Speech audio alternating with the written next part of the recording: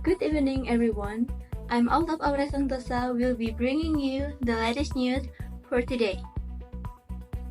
A 7.3 magnitude earthquake struck in the island nation of Vanuatu.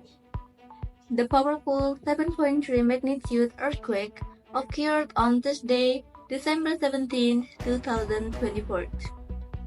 It struck offshore Vanuatu, causing significant damage in the island nation located in South Pacific. As of now, there have been no reports of casualties as phone lines and government websites are still down. A tsunami warning issued after the earthquake was lifted less than 2 hours after the quake.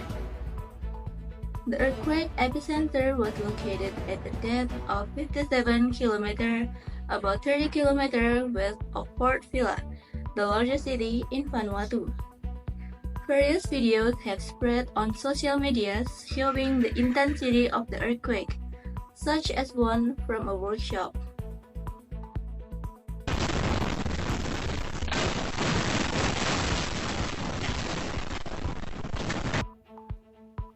In the CCTV footage, the shaking of the earthquake is clearly visible, causing panic among several people.